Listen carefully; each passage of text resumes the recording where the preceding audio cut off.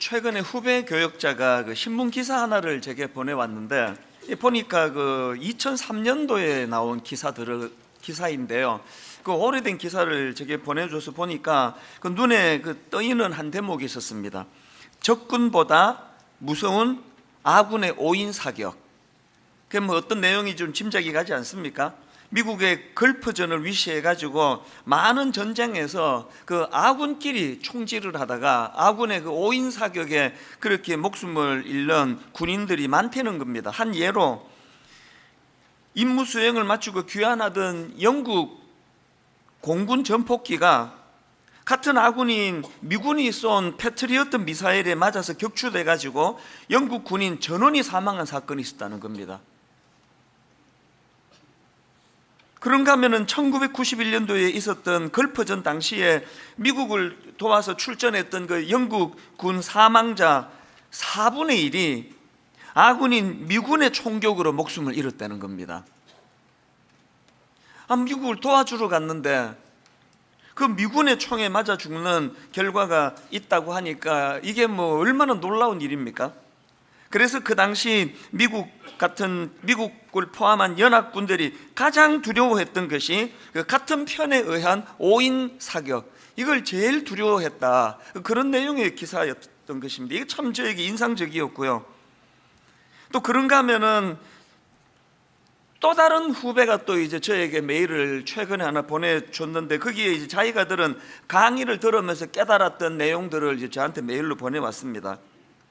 동성애나 이슬람 문제 이런 이슈들이 많은 연실에 이제 그런 걸 다룬 강의였나 봅니다. 그 강의에서 이 후배가 이제 자기가 인상적이었던 부분이 뭐였는지를 제게 이제 보여줬는데 그 후배의 말의 핵심이 뭐냐면은 지금 한국 교회가 싸워야 될 주적은 교회 바깥에 있는 무슨 동성애나 또 이슬람이나 북한이나 이런 문제가 아니라는 거예요. 우리가 싸워야 될 진짜 무서운 적은 이 교회 안에 도사리고 있는 폭력성, 틈만 나면은 분열하고 나누고 이런 것들, 그러니까 아까 그거로 말하면 우리끼리 총질하는 거, 이게 가장 두려운 적이라고 그런 내용의 글이었습니다. 그러고 보면은 사실 지금 가나안 성도라고 예수님은 분명히 믿고 있는데 교회는 안 나가는 사람, 교회에 너무나 실망을 해서 교회를 떠난 사람들이 그냥 이슬람 문제, 동성애 이런 것으로 떠난 사람은 거의 없고요. 전부 이제 이 교회 안에 너무나 이기적이고 또 탐욕적이고 또 그런 것 때문에 발생되는 분열, 또 분열이 일어날 때마다 양쪽이 서로가 보여주는 폭력적인 태도, 이런 것들에 실망해 가지고 교회를 떠나는 일들이 지금 얼마나 많은지 모른다는 겁니다. 이 두 교역자가 비슷한 내용의 메일 옛날에 기사를 찾아가지고 저한테 보내주는 이유가 뭐였냐 하면은요, 지금 일어나고 있는 분당 우리 교회를 중심으로 해서 일어나고 있는 이상한 과열 현상 때문이에요. 아마 대부분의 성도님들이 지금 일어나고 있는 이 가슴 아픈 현상을 다 보고 듣고 하시리라고 믿는데요. 문제의 발단이 이렇습니다. 제가 여러 번 말씀드렸지만 저는 동성애 잔치라고 하는 퀴어 축제가 열려질 때면 잠을 이루지 못합니다. 왜냐하면은 저는 청소년 사역을 오래 했기 때문에 아무것도 모르는 어린애들이 이런 거에 영향을 받을까 봐, 이런 거에 영향을 받고 또 아이들이 또 혼미한 상태에 빠질까, 이런 생각을 하니까요 너무 걱정이 많이 되고 잠이 잘 안 옵니다. 그러다가 이제 원래 들어와 가지고 결심한 게 뭐냐면은 이 그냥 걱정만 하고 있어도 되겠나, 이 가만히 있으면 안 되겠다. 분당 우리 교회가 무슨 연구소 이런 게 거창한 이런 게 아니고요, 뭐라도 연구기관을 좀 만들어 가지고 좀 동성애에 대해서 아주 객관적으로 자료를 분석하고 그것을 가지고 애들에게 좀 책이라도 하나 만들어서 좀 읽어보라고 하는 이런 일이라도 해야 되겠다. 그리고 관심을 가지고 제가 전문가들을 만나보니까 제가 연구소 만들 필요 없겠더라고요. 이미 다 있습니다. 많은 자료를 가지고 그런 걸 하고 있어서 제가 요즘에 이제 그런 각 분야의 전문가들을 만나서 지금 공부하고 있는 중입니다. 그래서 제가 몇 주 전에 전체 교역자들에게 이런 이야기를 나누면서 이제 분당 우리 교회가 또 개별적으로 퀴어 축제 반대 집회 가는 분도 있고 또 기도하는 분도 있고 개인적으로는 하지만 이 교회적으로 좀 여기에 좀 대응하는 일을 했으면 좋겠다, 기도해 달라. 그렇게 하고 이제 그 기도 제목을 같이 나누었는데요. 그랬더니 이제 우리 교회의 그 정진영 목사님이 거기에 좀 뭐 감동을 받았는지 아니면은 원래부터 그런 설교를 하려고 계획했는지는 몰라도 2주 전 이제 설교 시간에 이제 자기 나름대로 정리한 동성애에 대한 내용을 이제 언급을 한 겁니다. 근데 제가 보니까 이게 워낙 이제 예민한 문제다 보니까 이제 설교자가 좀 흥분한 것 같아요. 그래서 원고에 의하지 않고 그냥 이렇게 툭툭 이렇게 말을 던지는데 그게 이제 좀 표현의 실수가 좀 있었던 게 저도 느껴지더라고요. 그래서 제가 정진영 목사를 불러가지고 따끔하게 지적을 했습니다. 지금 동반연이라는 단체를 위시해가지고 동성애 법제화를 막기 위해 가지고 인생을 걸고 싸우는 분들이 계시는데 이거 딱 들으면 그 자기들 겨냥해가지고 막 그냥 들이퍼붓는 것처럼 오해할 텐데 어떻게 그렇게 주의력 없이 설교하느냐고 그랬더니요, 정 목사가 100% 자기가 그것을 다 수용하고 정말 자기가 잘못했다고 그러면서 이렇게 저한테도 그렇게 사죄를 하고 바로 이제 그래서 2번에 걸쳐서 그 내용들을 사과를 하고 그리고 또 스스로가 자기가 자본해서 이제 1년 동안 내가 강단에 서지 않고 자숙하겠습니다. 그래서 참 그게 고마웠거든요. 그런데 이게 막 걷잡을 수 없이 일파만파로 흘러가는데요. 뭐 처음에는 너무 어리둥절했습니다. 이게 도대체 이렇게까지 사과를 하고 했는데 이게 이렇게까지 이게 격분할 일인가. 그러고 보니까 그 반대하시는 운동하시는 분들이요, 그만큼 거기에 인생을 걸고 마음을 쏟다가 보니까 이제 그 분노도 그만큼 컸던 것 같아요. 그래서 이제 막 이런 소용돌이가 지금 일어나고 있는데 저는 기독교 언론에서 이걸 다루고 막 우리 담당 목사님이 막 업무가 마비될 정도로 항의 전화가 오고 할 때 한결같이 말했습니다. 어떤 대응도 하지 말고 무조건 잘못했다 그래라. 우리가 잘못한 건 맞다. 말 조심해야 되는데 못한 건 맞다. 그러면서 이제 한 며칠 지나면은 이게 잦아들겠지 생각을 했는데 이게 아닌 거예요. 그 과정에서 제가 참 충격을 받은 게 몇 가지가 있는데요. 우선 막 저에게 이제 정진영 목사 이제 면직시켜야 된다. 그리고 그냥 가만히 안 있겠다 막 이렇게 이제 저한테 흥분해서 말씀하시는 분들에게 제가 꼭 물어보거든요. 근데 그 설교를 들어는 보셨냐고. 적어도요, 제가 확인한 분들 중에는 그 설교를 들었다는 사람이 한 명도 없습니다. 그렇게 기사 보고 막 이런 걸만 가지고 그래서 이게 너무 제가 충격이 돼서 오늘 사실은 이제 사도신경 첫날로 제가 이제 말씀을 준비해 왔는데요. 이게 지금 잦아들지가 않는 거예요. 그래서 이제 이런 문제를 가지고 제가 그 설교 전문을 다 올리고 이런 부분은 잘못했고 그건 또 사죄해야 되지만 그러나 이분이 그 복음적인 설교를 한 거는 맞다. 그렇게 글을 올렸음에도 불구하고 뭐 여전히 목사 면직시켜야 된다. 이런 강경한 목소리가 잦아들지 않기 때문에 제가 이제 오늘 본문을 바꾼 거예요. 그리고 한번 이게 뭐 한 개인의 어떤 목사의 문제, 한 교회의 문제가 아니라 하나님께서 한국교회 전체적으로 이 문제를 가지고 기도할 기도 제목을 주시는 거 아닐까. 사실 이 과정에서 제 억장을 무너지게 한 것은요, 그 지난주 수요일쯤으로 기억합니다. 느닷없이 교회에 또 막 항의 전화가 막 엄청 많이 들어오는 겁니다. 그 뭐 때문에 그렇게 항의하는데 물어보니까 요지가 좌파 목사, 좌파 교회는 회개해야 된다 뭐 이런 요지래요.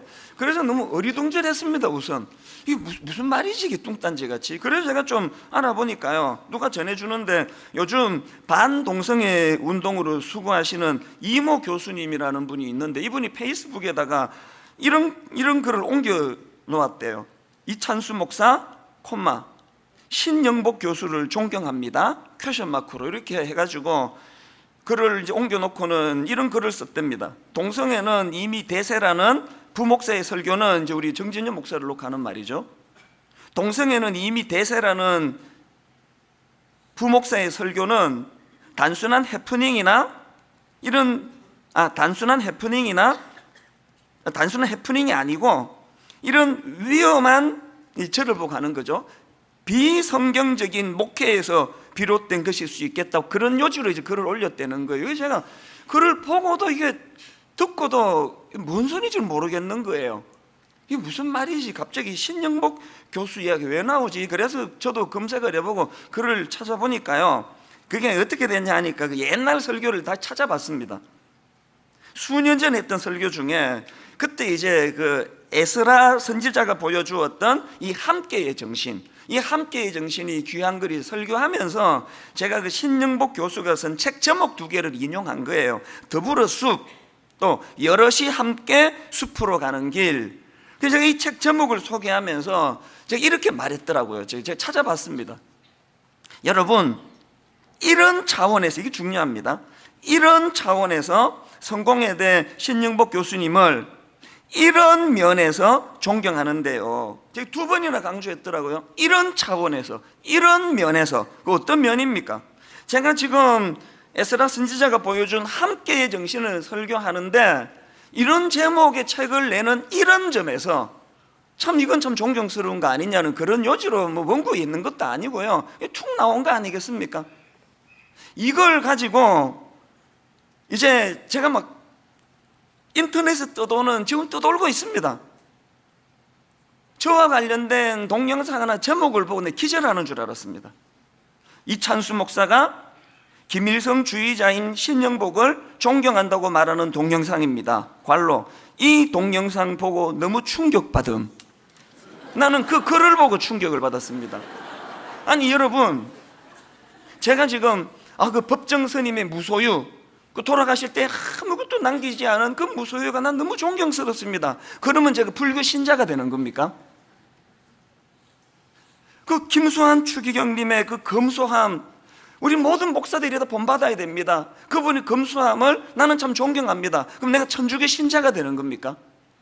이걸 똑 따가지고, 그래가지고요, 저는 그 글을 올리신 그 이모 교수님, 뭐 누군지 잘 알지도 못하지만 이분이 적어도 반동성애 운동을 하시는 분이라고 하니까 저는 이분에 대해서 잘 모르지만 그래도 이분이 그 불교 신자였다가 그 간증을 들어보니까 불교도로서 목사님을 조롱하다가 예수님을 만나서 변화가 되었다, 그런 간증을 하고, 초신자인데도 불구하고 이렇게 그 전면에 나서서 애쓰시는 거, 이런 것들이 제 마음으로는 그 참 기도해 드려야 되겠다, 그런 생각을 하는 분인데, 설마 이런 분이 저한테 확인도 안 해보고 이런 글을 옮겨 쓸까 해가지고요, 그 하지도 않는 페이스북을 어떻게 해가지고 그 들어가 봤습니다.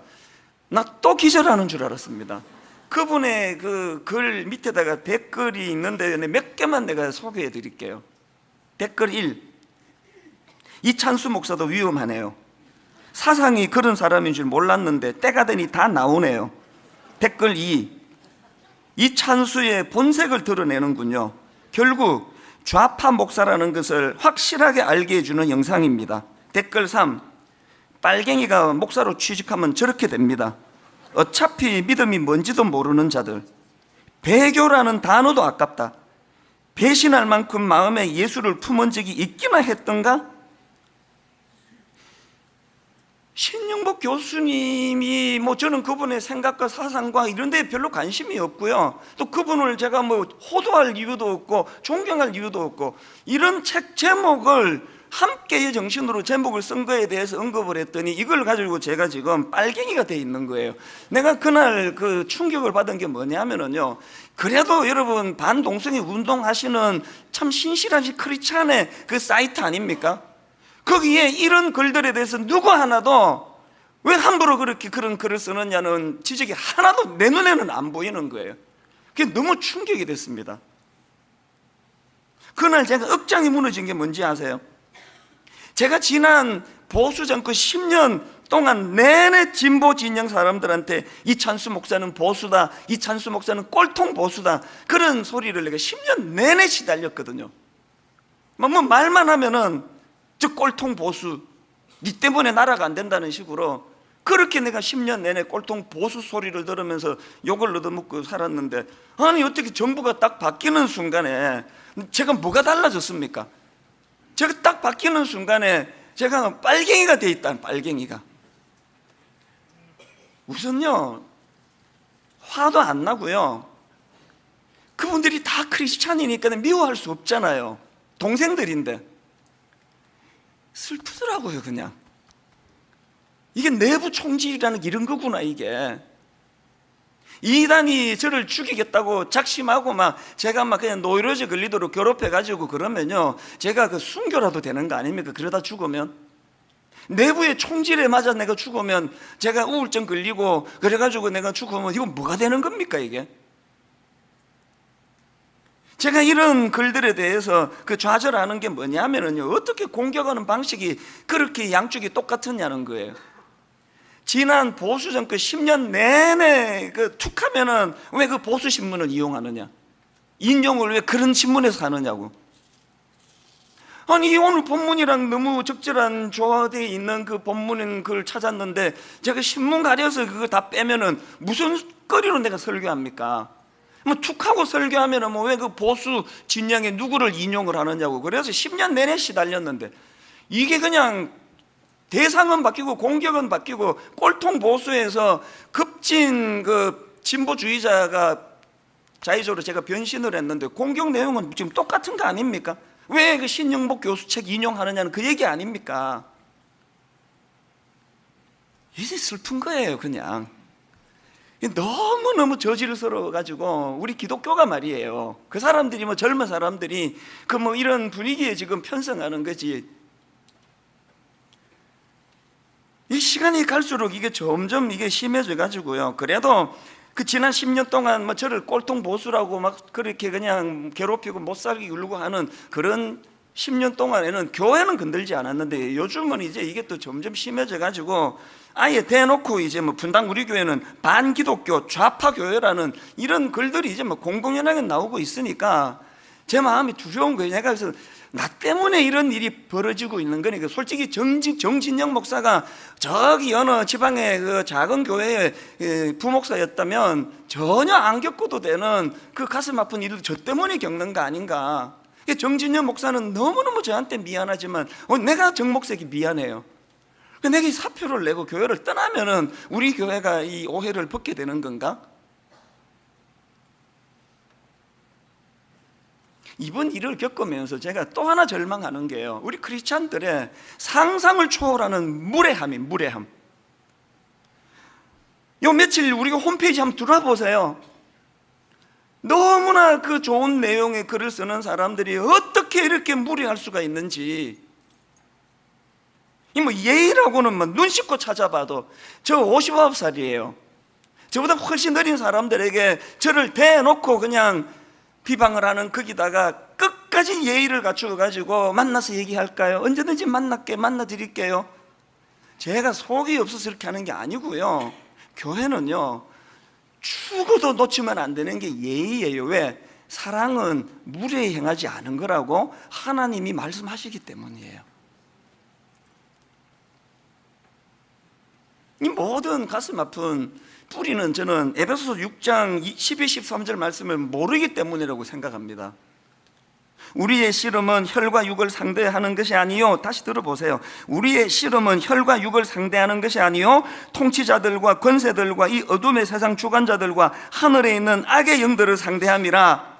그래서 13절, 그러므로 하나님의 전신갑주를 취하라. 이는 악한 날에 너희가 능히 대적하고 모든 일을 행한 후에 서기 위함이라. 여러분, 우리의 싸움은 혈과 육을 상대하는 게 아니래요. 왜? 제가 여러분 이를 악물고 어떤 경우라도 저 사람들은 내 동력자고 내 동지지, 내가 오해를 풀어주면 되지, 저들은 내 적이 아니다, 이런 생각을 하기 때문에 그래서 상처도 덜 받아요. 오해만 풀어주면 되겠지. 여러분, 우리가 영적 싸움에서 이기려면요 하나님의 전신갑주를 취해야 됩니다. 그리고 적과 악을 구분해야 돼요. 아무리 미워도 정진영 목사가 용서받을 수 없는 실수를 저질렀다 해도 그는 우리의 적이 아닙니다. 품어야 될 형제예요. 그 정도 설교해가지고 면직되면은 앞으로 어느 부목사가 소신껏 설교하겠습니까? 어느 부목사가 하나님 앞에서 주신 말씀을 가지고 담대하게 설교하겠냐고요. 저요 그런 일 없다고 저는 믿지만 끝끝내 정진영 목사가 이것 때문에 면직돼야 된다면 그날로 저 목회 그만둡니다. 내가 두려워서 어떻게 설교하겠냐고요. 그 정도 부목사 하나도 보호해주지 못하는 무능한 목사가 무슨 담임 목사 자격이 있겠냐고요. 제가 지난 10년 동안 한 번도 이런 얘기 한 적이 없잖아요. 제가 그 이모 교수에게 항의해야 된다, 이건 명예훼손이다, 막 우리 가까운 후배들이 막 격앙해서 이야기할 때도 가만히 두라 그랬습니다. 그분은 우리의 적이 아니라고, 오해 풀어드리면 된다고. 왜 그렇게 이야기해야 됩니까? 여러분들도 부탁합니다. 그분 사이트로 가고 페이스북 가서 어떤 글도 쓰지 마세요. 제가 분명히 말씀드리는데요, 그거는 제가 존경하는 목사님의 그 설교를 인용해 드리자면, 잘 들어보세요. 기독교의 입장을 나타내기 위해 우리의 어떤 힘을 나타낼 수 있지만, 분명한 것은 그 힘으로 세상에 무엇인가 메시지를 증명한다면 기독교는 더 이상 기독교가 아닐 수 있다. 저는 이 말에 동의합니다. 분당 우리 교회 얼마나 많이 모이는지 알아? 얼마나 영향력 있는지 아나? 너 죽었어, 우리 담임 목사를 건드려? 이렇게 나서는 순간 이게 기독교가 아니에요. 우리는요, 때리면 맞고요, 묵묵히, 저는 주님께 배운 거, 용서하는 게 이기는 거다. 저는 주님께 그거 배웠습니다. 그 지금까지 믿고 있습니다. 용서하는 게 이기는 거다. 많은 분이 저보고 답답하대요. 왜 게시판에 왜 목사님이 시원하게 글 하나 안 쓰시느냐고. 왜 안 쓰느냐고요? 어떤 분이요, 저는 이단인데요, 그렇게 하고 글 쓰면요 가만 안 있습니다. 어떤 경우라도 게시판에 글 쓰는 그분은 저희 적이 아니에요. 내부 총질 안 됩니다.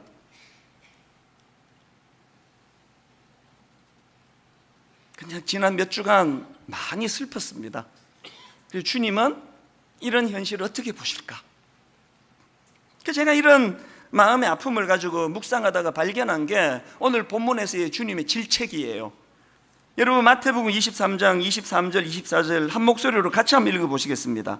화 있을진저 외식하는 서기관들과 바리새인들이여, 너희가 박하와 회향과 근처의 11조는 들이되 율법에 더 중한 바 정의와 긍휼과 믿음은 버렸도다. 그러나 이것도 행하고 저것도 버리지 말아야 할지니라.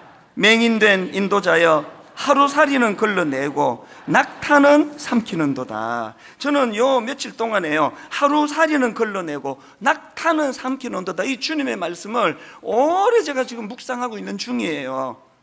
예수님이 지금 비유로 말씀하시는데 하루살이와 낙타 둘 다 피해야 되는 것들이에요. 둘 다 부정한 것들이에요. 그런데 주님이 지금 뭘 강조합니까? 주님이 가만히 보시니까요, 사람들이 그 아주 작은 하루살이는 걸러내려, 이 부정한 거래, 하루살이는 걸러내려고 그렇게 애를 쓰면서 막 그거보다 막 어마어마하게 큰 낙타는 막 그냥 수용하는 거예요. 막 먹는 거예요. 막 삼키는 거예요. 그 말씀이에요. 저는 며칠 내내 질문했습니다. 내게 하루살이가 뭘까? 절대로 하면 안 되는 거 몇 가지 있습니다. 술 안 먹는 거, 담배 안 피는 거, 저게 하루살이에요. 그래서 절대로 술, 담배 안 하거든요. 예수님이 뭐 그 칭찬해 주시겠죠. 그 하루살이도 피하는 게 좋으니까. 그러면서 내가 술, 담배 안 하는 이거에 대한 긍지가 너무 크면서 낙타를 너무나 주님이 싫어하는, 용서도 안 하고 막 툭하면 분노하고 툭하면 정죄하고, 막 부목사 하나가 내게 조금만 무리하면은 막 그냥 쫓아내버리고, 뭐 이런 건 대수롭지 않게 저지른다면 그게 지금 낙타를 먹는 짓이라는 거예요. 오늘 저는 여러분에게 진지하게 질문을 드립니다. 여러분에게 하루살이는 뭡니까? 너무나 긍지를 느끼면서 나 술 안 마셔, 나 담배 안 펴, 그러면 그런 긍지를 갖고 계시는 여러분에게 낙타는 무엇입니까? 이런 점에서 저는 이번에 이 일이 단순히 정진영 목사 개인의 문제, 본인은 뭐 어마어마한 교훈을 얻고 지금 1년 동안 스스로 자숙의 기간을 가지면서 막 엄청 성장할 거라고 저는 믿습니다. 저도 지금 계속 불러서 너무 절망하지도 말고 너무 이걸 가볍게 여기지도 말고 깊이 하나님 앞으로 들어가라고 계속 지도를 하고 있기 때문에 이게 정진영 목사 개인의 문제가 아니고요, 저는 이건 분당 우리 교회 전체의 문제라고 생각합니다. 여러분 계속 질문하세요. 내가 긍지를 갖는 하루살이는 뭔가? 그러면서 내가 방심하면서 막 들이마시고 있는 낙타는 또 뭔가? 이런 의미에서 여러분, 우리가 주님의 말씀을 가지고 그 경고를 받으면서 회복해야 될 게 세 가지가 있습니다. 주님이 지금 너무나 하루살이 정도가 아니고 엄청나게 중요하다고 생각하시는 말씀을 세 가지로 정리하는데요, 그 중에 하나가 정의입니다. 정의. 23절입니다.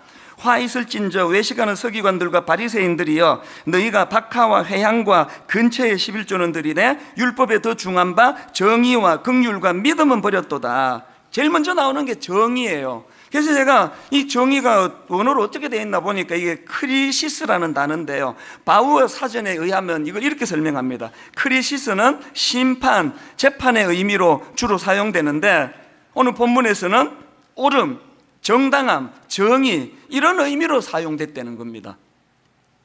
그리고 같은 내용을 그 그랜드 주석을 제가 찾아보니까 이 단어를 적용을 이렇게 합니다. 말과 행실로 자기 이웃에게 해를 끼치지 않는 태도, 이게 정의래요. 이렇게 이제 적용을 한 거겠죠. 술, 담배 안 피우는 게 하루살이라면요, 함부로 정죄하고 함부로 판단하고 함부로 말로 남에게 상처 주는 게 이게 낙타일 수 있다는 거 생각해 보셨습니까? 두 번째로 우리가 회복해야 되는 게 긍휼인데요, 23절을 다시 보십시오. 화 있을진저 외식하는 서기관들과 바리새인들이여, 너희가 박하와 회향과 근처의 11조는 들이되 율법에 더 중한 바 정의와 긍휼과 믿음은 버렸도다. 여기 나오는 긍휼에 해당되는 단어가 엘레오스라는 단어인데요, 제가 이 단어의 의미를 찾아보니까 신약 성경 그리스 사전이 이렇게 말합니다. 어떤 사람의 필요에 대해 표현되는 친절함, 자비, 연민, 동정, 이런 걸 나타내는 단어라는 겁니다. 바우어 사전에도 보니까 이 단어는 두 가지 측면이 있는데요, 이 긍휼이라는 게 하나는 하나님께서 인간에게 베푸시는 긍휼, 그런가 하면 또 하나는 인간이 인간에 대해서 베푸는 긍휼, 이 두 가지 측면이 있는데 이 본문에서 주님이 하시는 말씀은 후자, 인간이 인간에 대하여 베푸는 긍휼이라는 겁니다. 여러분, 나 술, 담배 안 먹어. 그런데 주님이 말씀하시는 인간에 대한 긍휼이 없다. 그게 낙타래요. 그게 막 둘 다 안 하는 게 제일 좋고요, 막 굳이 둘 중에 하나를 해야만 한다면 그냥 담배를 피십시오. 담배를. 차라리 술, 담배 하시고 함부로 남을 정죄하고 비방하고 절대로 용서 없고 긍휼 없고. 그래서 마태복음 9장 13절에 보니까 너희는 가서 내가 긍휼을 원하고, 주님이 말이에요, 내가 긍휼을 원하고 제사를 원하지 아니하노라 하신 뜻이 무엇인지 배우라. 나는 의인을 부르러 온 것이 아니요 죄인을 부르러 왔노라 하시니라. 마지막 세 번째로 회복해야 되는 게 뭐냐? 믿음. 23절을 다시 보십시오. 화 있을진저 외식하는 서기관들과 바리새인들이여, 너희가 박하와 회향과 근처의 11조는 들이되 율법에 더 중한 바 정의와 긍휼과 믿음은 버렸도다. 여기 나오는 믿음은 여러분 다 아시는 단어예요. 피스티스라는 단어 여러분 들어보셨죠? 이 피스티스는 신실함 혹은 충성, 이런 뜻을 담고 있는 단어인데요, 그리스 사전에 보니까 본문에서의 이 단어는 그 상대방에게 인격적으로 신뢰받는 상태의 중요성을 강조하는 문맥으로 쓰여졌다는 거예요. 무슨 뜻인가 하면요, 자, 디도스 2장 10절을 보십시오. 훔치지 말고 오히려 모든 참된 신실성을 나타내게 하라. 여기 나와 있는 신실성이 뭡니까? 하나님 앞에 사람들에게 인격적으로 신뢰받는 이 상태가 중요하다는 거예요. 그러니까 지금 예수님께서 그렇게 율법을 잘 지키는 그 사람, 서기관 바리새인들에게 주시는 지적이 뭡니까? 지적이 먼저 너의 삶으로, 먼저 너의 성품의 신실함으로, 먼저 너의 신뢰할 만한 모습을 먼저 보여주라는 거 아닙니까? 우리 홈페이지에 들어와가지고 그냥 예수 좀 믿어볼까? 그랬던 어떤 세상 사람이 우리 홈페이지 와서 보고 정말 예수 믿어야 되겠다는 생각이 나고 있을까요? 저는요, 우리 홈페이지에 어떤 글도 원합니다. 저에 대해서 직설합법으로 지적해 주십시오. 그대로 수용하겠습니다. 단 예의를 갖추어 주세요. 저 59살이에요. 예의만 갖추어 주세요. 이런 내용들을 제가 쭉 살펴보니까요, 그 손봉호 교수님이 쓰신 주변으로 밀려난 기독교, 어떤 분이 그 송 교수님의 이 내용을 올린 게 있더라고요. 손봉호 교수님이 오늘 이 본문을 가지고 설명하는 대목이 나오는데 한번 들어보십시오. 한국 교회가 초기부터 예수님이 낙타에 비유했던 정의와 긍휼에 힘을 기울였다면 그때 누렸던 도덕적 권위를 계속 유지할 수 있을 것이고, 그 다음 들어보세요. 하루살이 같은 동성애와의 싸움에도 쉽게 이길 수 있을 것이다. 동성애가 쉽다는 뜻이 아니고요, 우리가 이 세상 사람들에게 주님이 말씀하시는 낙타, 정의와 긍휼과 믿음으로 그들에게 신뢰를 받을 수 있었다면 이 동성애 문제에 대한 싸움에서 얼마나 이게 쉽게 다가가겠냐는 거예요. 교회가 그거 안 된다 그러더래. 그러면 뭔지도 모르고 믿을 수 있을 만큼의 낙타, 이걸 우리가 멀리할 수 있었더라면. 그러면서 그 교수님이요, 부연하는 말이 너무 공감이 됐습니다. 잘 들어보세요. 건국 후 상당 기간 개신교만이 중요합니다. 건국 후 상당 기간 개신교만 군목을 보냈는데도 다른 종교나 사회 누구도 이의를 제기하지 않았다. 그만큼 기독교가 국민의 신뢰와 존경을 받았기 때문이다. 지금은 도덕적 권위를 상실해서 기독교가 아무리 옳은 주장을 해도 너나 잘하세요, 야유만 받게 되었다. 지금이라도 낙타와 하루살이를 구분하고 낙타에 집중해야 하루살이를 구할 수 있다. 저와 여러분 모두에게 주시는 말씀, 그 다음 들어보세요. 정직하고 공정해서 정의를 실천하며 하나님과 믿음을 돈, 명예, 권력 같은 하급 가치를 얻는 수단으로 착각하는 우상 숭배를 중단하고 하나님이 주신 복을 약한 자에 대한 긍휼에 사용하면 영적 전투에서 결코 패배하지 않을 것이다. 우리 교회의 원로 어른이 하시는 말씀이에요. 그래서 저는 오늘 주님의 이 본문의 경고 말씀을 그대로 수용하면서 이제 전 교회적으로 두 가지를 선포하고 또 촉구하는데요. 첫째, 내일부터 한 주간 동안 전 교회적인 금식을 선포합니다. 이건 영적인 문제예요. 너무나 혼란스럽던 지난 화요일 새벽입니다. 도대체 무슨 일인지 도대체 감을 잡을 수 없는 그 새벽에 하나님께서 뚜렷하게 저를 책망하셨어요. 닌 아직도 이게 뭔지 모르겠니? 분당 우리 교회 안에 담임 목사인 너 내면에 도사리고 있는 회개 교만의 문제를 경고하고 있는 거야. 그날 새벽에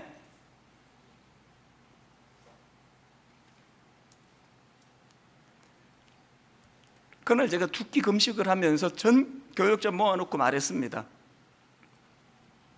하나님, 이게 우리의 교만을 지적하시는 거란다. 제가 공개적으로 정목사를 야단을 쳤습니다. 어떻게 그런 중요한 이슈를 건들건들하면서 원고를 의지하지 않고 그렇게 설교할 수 있느냐고. 그게 당신 안에 있는 교만의 문제라는 걸 오늘 알게 되었다고. 나머지 부교역자들은 여기에 자유하나? 큰 교회 목사라고 건들건들거린 적 없는지 회개해야 되는 거 아니냐? 먼저 내가 오늘 금식하며 회개할 테니까, 그리고 다음 주일날 전 교회적으로 내가 회개를 선포할 예정이니까 원하는 사람은 이번 한 주간 당겨서 회개하기를, 금식하기를 원한다고. 그날 너무너무 고마웠습니다. 모든 부교역자들이 눈물로 목사님 말씀이 옳습니다,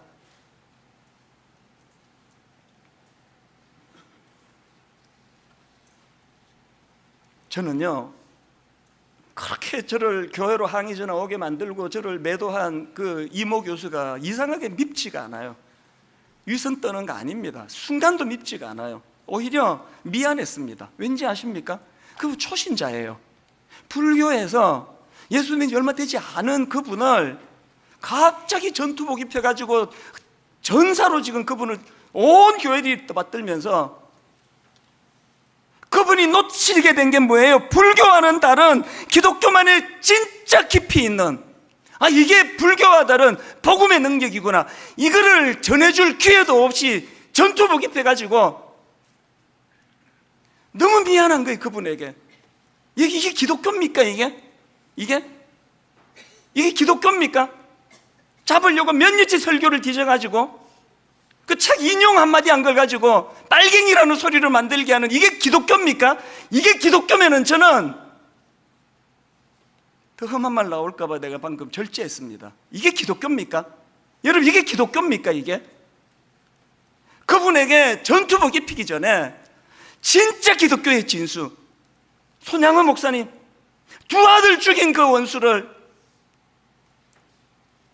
양자 삼기까지 가는, 우리는 그렇게까지는 못 간다 할지라도, 이게 기독교입니까? 이게 복음입니까? 이게 십자가입니까?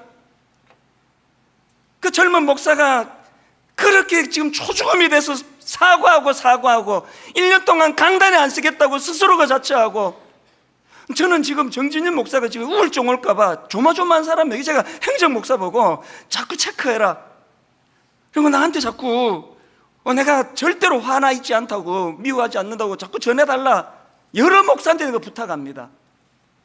이게 기독교입니까? 이게? 이모 교수님이 그분 잘못입니까? 이게? 천박하기 짝이 없는 그런 오늘 저와 기성세대 우리들의 잘못 아닙니까? 그런가 하면 두 번째로 전교회적으로 부탁드립니다. 이제 분당 우리 교회 다음 세대를 위하여 동성애만이 아니에요, 이 떠나가는 젊은이들, 교회의 염증을 느끼고 떠나가는 이 젊은이들에 대하여 뭐라도 할 것이에요. 동성애 연구소가 필요하면 만들 거예요. 이미 있다면 전적으로 후원할 거예요. 이요나 목사님이라고 연세가 70이 넘으셨고, 지금 제가 알기로 암 2기인가 3기인가 그러신 할아버지가 세상에 수많은 지금 동성애에서 돌아온 그 젊은이들을 품고 고군분투하는데, 지난주 제가 그 얘기를 듣고 회개했습니다. 이런 걸 내가 왜 못 도와드렸나, 이런 데로 왜. 저 진짜 제가 하나님 앞에 부끄러운 종이에요. 적극적으로 도와드릴 거예요, 힘을 얻도록. 그래서 그들이 다시 돌아올 수 있도록.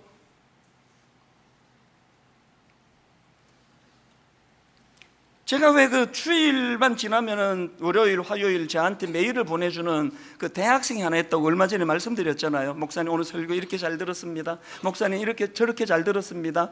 늘 그렇게 저를 격려해주는 형제가 있는데, 불행하게도 이 형제는 지금 교회를 안 다닙니다.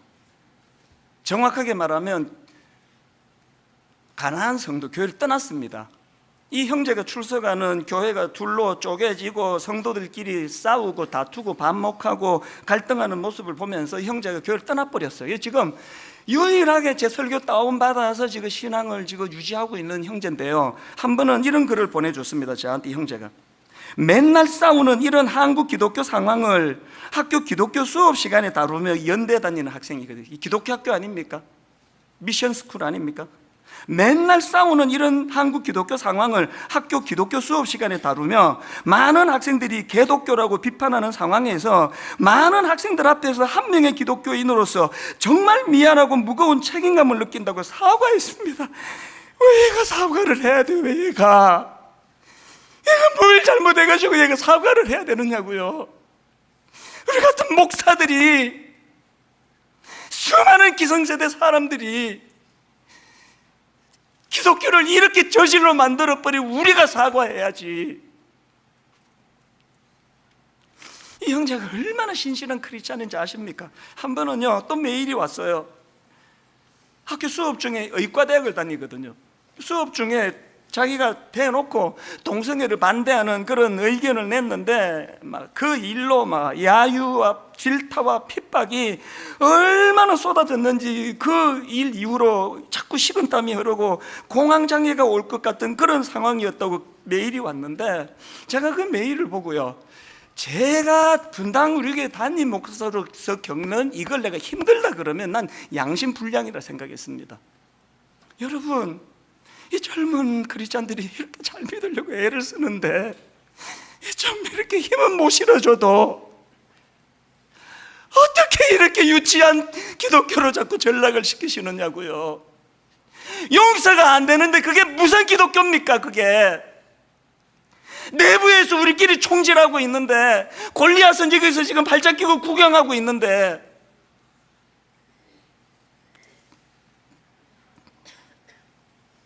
저는 정말 한 주 내내 위기감을 가지고, 정말 위기감을 가지고, 이러면 안 되는데 정말 이거 그 하루살이 그 쫓아내는 게 이게 뭐 대수라고, 술 담배 안 하는 거 이런 거 붙잡고 낙타를 막 마구마구 먹으면서 막 무차별, 막 이게 뭐 해도 되는 말인지 안 되는지 구분도 없이, 이게 무슨 이게 무슨 시중에 무슨 교회에서 나올 글이 아닌데 이게 어떻게. 여러분, 너무너무 위기감을, 이러다가 한국교회가 정말 하나님의 두려운 심판을 받는 거 아닌가 하는 위기감이 있었지만, 그러나 또 한편으로 저는 희망을 가지면서, 정말 희망을 가지면서, 요즘에 제가 많은 그 동성애 전문가들을 만나고 있는데요, 제가 지금까지 이야기를 나눈 전문가들은 동성애가 후천적이라고 그렇게 이야기를 100% 다 그렇게 하시더라고요. 그래서 저는 지금 미국에 있는 분들하고도 연결을 하고, 그래서 저도 이제 공부를 할 텐데, 저는 그런 얘기를 들을 때마다 희망이 생깁니다. 이 후천적이라면 좋겠다. 진짜로 후천적이기를 나는 믿고 싶다. 이 후천적이라면 희망이 있잖아요. 여러분, 그런 어떤 그 달콤한 그 무엇의 어린애들이 만약에 그런 것 때문에 넘어졌던 희망이 있는 거 아닙니까? 우리가 진짜 매력 있는 교회, 세상에는 그냥 얼굴 이쁜 것 가지고, 무슨 대학 나온 것 가지고 사람을 차별하지만, 여기만 들어오면 그런 거 하나도 따지지 않고, 우리 인연 같은 거 따지지 않고, 여기만 오면은 다 품어주고 다 용서하고, 진리가 바로 세워주는 것을 원합니다. 바로 세워줘야 돼요. 타협하면 안 됩니다. 그러나 그 진리의 끝에는 어떤 탕자도, 어떤 세리도, 어떤 악한 사람도 다 품고 용서하며 나가기를 요구하셨던 예수 그리스도의 그 사랑의 정신이 살아나고 회복되는 그런 터전 위에서의 진리 사수가 있게 되기를 바랍니다. 오늘 저는 이 찬양을 또 부르기를 원합니다. 왜냐하면 대안은 예수 그리스도이기 때문에, 대안은 복음이기 때문에, 예수님은 우리에게 이 찬양 부르기를 원한다고 저는 생각합니다. 예수는 내 힘이요 나의 기쁨 참 내 소망. 가사를 생각하시면서 우리 찬양 같이 불러보기 원합니다. 예수는 내 힘이요, 예수는 내 힘이, 나의 기쁨 내 참 소망. 내 참 소망, 그 이름의 생명이, 이름의 생명이 내 삶의 이유라. 오직 주만 따라갑니다. 오직 주만 따라가, 오직 주만 높임 받으소서. 오직 주만 높임 받으소서. 선포하십시오. 내 평생에 무엇을 노래합니까? 그 이름은 무엇을 선포합니까? 그의 선하심을 세상에 노래합니다. 그 이름의 크신 능력,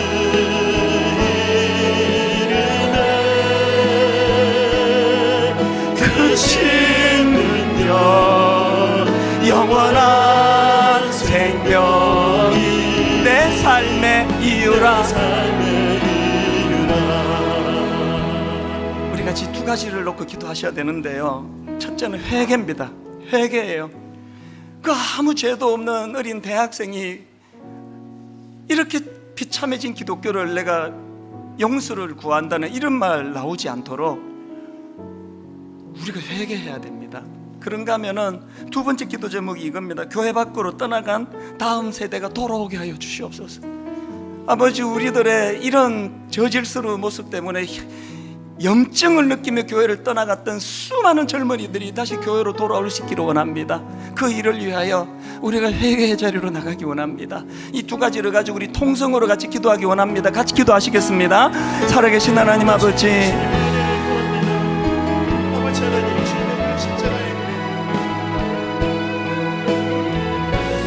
하나님의 그 십자가의 사랑, 아버지 하나님 자격 없는 자를 향하여 자격 있다 여겨주시는 그 주님의 그 영광과 그 은혜가 교회 안에 선명하여 지고 아버지 나 같은 죄인 살리신 하나님 은혜를 놀라워하며 아버지 그 은혜에 감사할 수 있고 감격할 수 있는 은혜의 회복이 우리에게 필요합니다. 아버지 하나님 이 은혜의 역사로 하나님 우리를 새롭게 하여 주시고 교회를 새롭게 하여 주시기를 간절히 원합니다. 이 복음의 능력으로 충만하게 해주시고 아버지 이 복음의 능력을 경험하며 나아갈 수 있는 삶이 될 수 있도록 하나님 은혜를 주시옵소서. 하나님 은혜를 주시옵소서.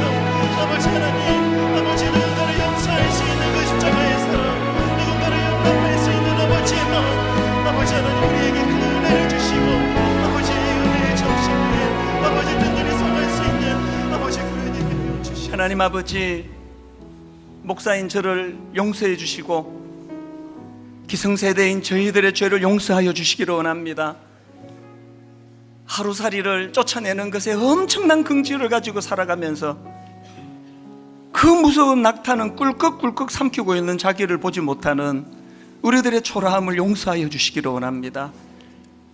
우리들의 초라함으로 떠나갔던 젊은이들이 돌아오기를 원합니다. 복음은 너무나 매력적이고 복음은 너무나 아름다운 것이라는 것을 다시 한번 회개한 저희들을 통하여 드러나게 하여 주시옵소서. 누구를 탓하는 설교로 듣지 아니하고 누구를 탓하며 하는 설교가 되지 아니하고 이것은 주님께서 나에게 주시는 무서운 경고의 말씀으로 받고 설교하고 받고 설교를 듣는 분당 우리 교회 목사와 성도들 되게 하여 주시옵소서. 예수님 이름으로 기도드립니다. 아멘. 다 자리에서 일어나셔서 우리는 결국은 복음이 십자가예요. 십자가, 십자가. 우리 다시 한번 이 찬양 부르고 예배를 마무리하겠습니다. 십자가, 십자가, 십자가, 십자가, 그 위에 나 죽었네. 나 죽었네. 그 사랑 내 속에 그 사랑 내 속에 강같이 흐르네. 강같이 여러분 이렇게 또렷또렷하게 선포하십시오.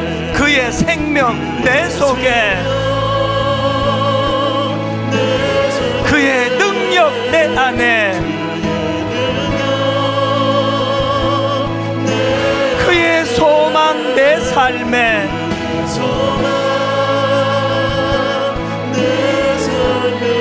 나의 삶 주의 것. 다시 한번 결단합니다.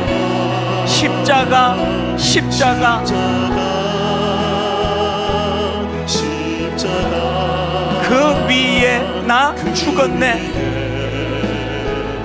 나 죽었네. 그 사랑 내 속에 그 사랑